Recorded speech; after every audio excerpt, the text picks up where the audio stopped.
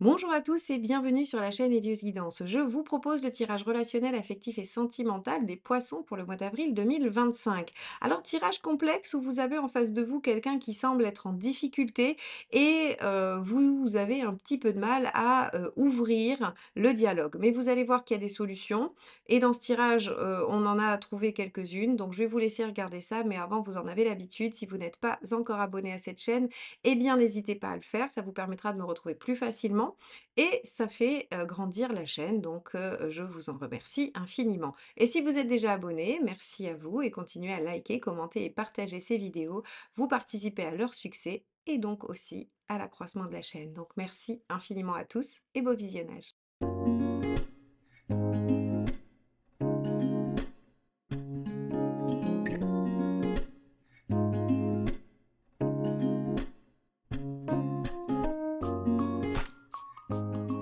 Les poissons, regardons ensemble quel est hop là, on va le prendre à l'envers, hein, c'est mieux, comme ça m'évitera de choisir la carte. Quel est votre, avenir sentimental, relationnel et affectif? Allez, les poissons, je me concentre. Avril 2025 pour vous sur la sphère relationnelle, affective et sentimentale. Hop là. Alors. Waouh, le chariot, très bien, c'est une bonne nouvelle. Le chariot, c'est une carte qui indique qu'on a une certaine victoire. Alors, une victoire qu'il va falloir entretenir, hein. Le chariot, c'est toujours quelque chose qui est assez éphémère si on surfe pas sur la vague. C'est-à-dire que si on prend juste la satisfaction, elle est passagère. Mais ça veut dire quand même, malgré tout, que vous obtenez une progression dans une situation, que vous obtenez quelque chose, qu'il y a aussi, j'imagine, des choses qui bougent, qui avancent, qui évoluent. Et on va aller voir un petit peu comment ça peut se manifester. Alors, on va utiliser pour vous les poissons le tarot Grand Luxe et pour le ou la partenaire de Lightseers Tarot. Allez, on y va. On va regarder quel est votre état d'esprit, mes chers poissons, dans cette sphère relationnelle, affective et sentimentale.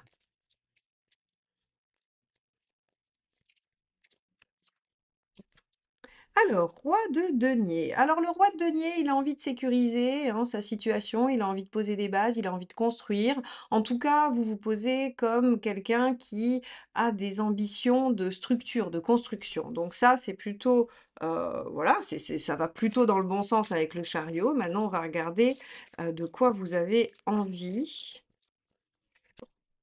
De redémarrer sur des bases nouvelles. L'ASDP, c'est faire différemment, c'est innover, hein, c'est repartir sur des bases. Alors, on verra, est-ce que c'est dans une nouvelle relation? Pour les célibataires, probablement.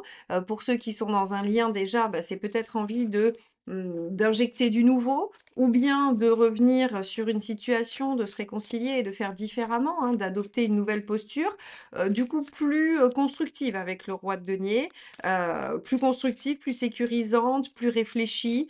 Voilà, on est sur le denier, hein, on est sur des aspects assez concrets et pragmatiques. Quelle est votre intention? Ah oui, 3 de denier, on est vraiment sur la construction là. Pour le coup, les poissons, tout ce qui va vous sembler, léger, inconstant, insécure, instable, enfin voilà, tout ça, ça va pas du tout vous convenir et vous plaire. Vous êtes vraiment dans une démarche de vouloir avancer, évoluer à l'image du chariot, dans quelque chose qui ne ressemblerait pas à ce que vous avez déjà vécu, même si c'est avec la même personne, si c'est dans un lien, vous voulez vraiment vous y prendre différemment et que les choses avancent positivement et de façon constructive. Très bien. Bon, qu'est-ce qui bloque? Le 7 de bâton. Alors, le 7 de bâton, 2 aspects. Soit il vous concerne et vous êtes un tout petit peu trop, j'allais dire, autoritaire sur cette question-là. Soit il concerne l'autre qui est défensif et qui ne vous laisse pas, en fait, impulser, guider, donner des idées, construire. Donc ça, effectivement, on aura la réponse quand on ira voir en face. Si c'est vous, ce 7 de bâton, hein, qui, voilà, qui imposait trop votre vision des choses, qui, menait peut-être un peu trop avec le chariot, c'est possible, hein, que vous soyez tellement déterminé, par un besoin poussé par un besoin fondamental, hein, tout simplement, que vous laissiez pas beaucoup de marge à l'autre, en fait. Mais on va voir. Quel est le conseil? 2 de coupe, eh oui, discussion. Alors je pense que le 7 de bâton, il vous concerne au moins un peu, hein. Vous avez au moins votre part. On va voir, peut-être que l'autre aussi est un peu fermé et que ça vous oblige peut-être à être un peu plus, ferme sur les choses. Mais, le 2 de coupe en conseil, c'est soyez dans l'ouverture, la bienveillance, la discussion, le dialogue, les compromis, c'est pas une vraie carte de compromis, mais le 2 de coupe, c'est vraiment être capable d'entendre l'autre et de le prendre en compte, hein. Donc bon, il y a au bout, si on est un peu rigide, il y a au bout du compromis.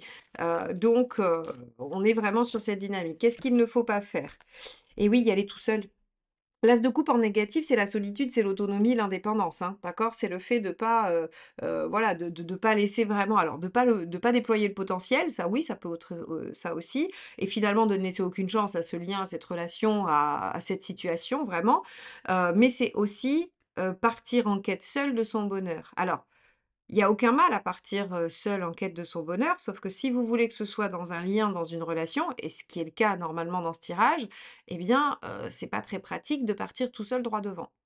Là, on va vous demander de venir vous mettre à alors vous savez faire, hein, les poissons, vous avez quand même une grande ouverture, vous êtes en général, des personnes qui savent écouter, qui sont intuitives, qui sont sensibles, donc je pense que vous savez le faire.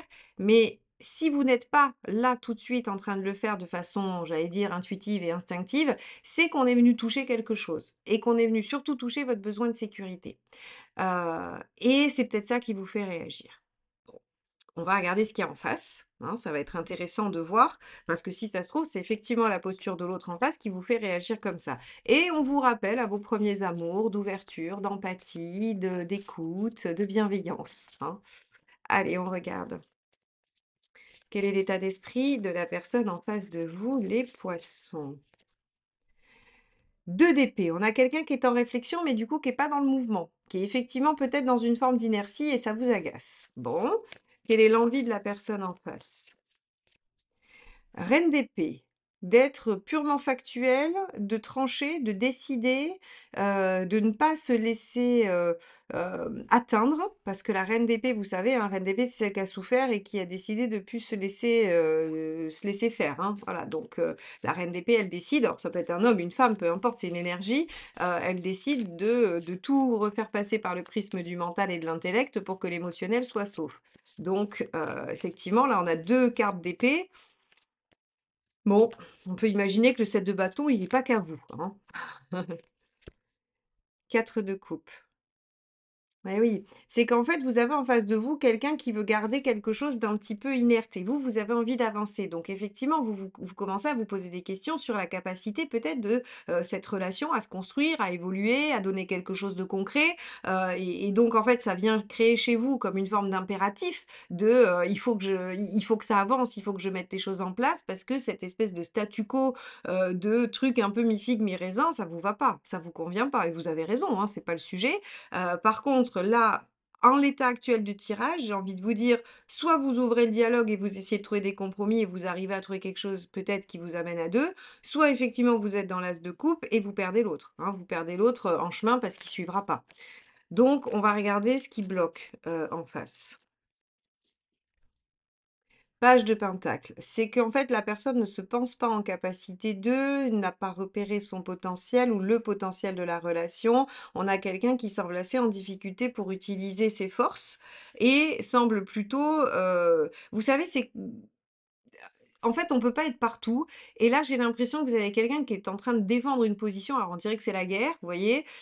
Et que la personne est en train de défendre sa position et elle est tellement en train de regarder s'il y a pas un ennemi qui approche qu'en fait, l'intérieur ne peut pas être exploité. C'est-à-dire que si vous êtes sur la ligne de front en train de regarder droit devant s'il y a un danger, vous pouvez pas être en train de construire à l'intérieur, de déployer vos talents, de vous construire, en fait. Vous êtes juste sur une ligne défensive. C'est vraiment l'image qui me vient, parce que, vraiment cette personne a l'air d'être en sacrée difficulté voilà, pour évoluer, pour vous permettre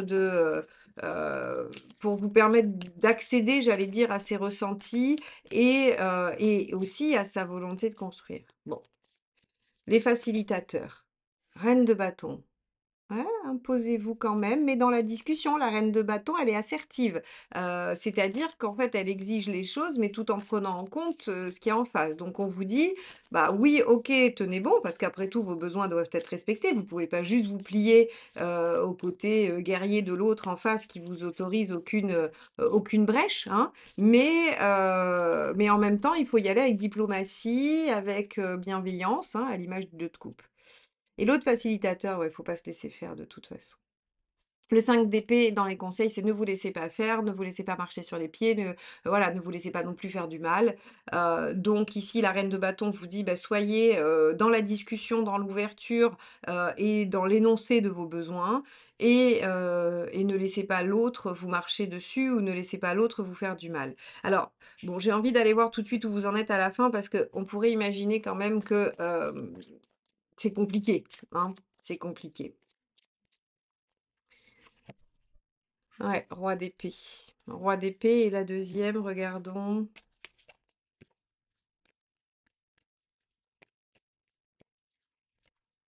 Et justice. Bon, OK. Bon, eh bien, les versos, les versos, pas du tout, les poissons. Les poissons, il va falloir tenir bon, mais tout en étant, ouvert, diplomate, bienveillant. Et en même temps ferme. J'ai envie de dire que ce qui va vous caractériser sur le mois d'avril, en tout cas ce qu'il faut atteindre, hein, l'objectif, c'est, la main de fer dans le gant de velours. C'est-à-dire qu'en face de vous, vous avez quelqu'un qui semble complètement bloqué. Alors on a un chariot, en dominante, ça veut dire que vous arrivez quand même à faire avancer les choses et il y a des décisions qui sont prises. Le roi d'épée, c'est quand même celui qui aboutit, hein, il va au bout de son idée, il aboutit, il est dans la réussite, hein. Donc ça veut dire que vous atteignez une forme de réussite à l'image du chariot, c'est ce que je vous disais en introduction. C'est-à-dire qu'il y a une forme de victoire, mais c'est pas une victoire définitive. C'est-à-dire qu'en fait, ça va vous demander de continuer à travailler et à déployer ce que vous allez obtenir.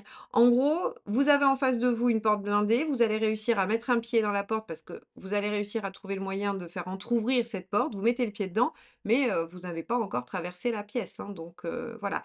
C'est vraiment le mois d'avril, c'est trouver comment être le plus diplomate possible, pour, j'allais dire ramollir la défense de l'autre, et pouvoir amorcer un dialogue, mais un dialogue qui ne viendra pas rogner sur vos besoins et sur votre envie, d'avancer, d'évoluer et de construire.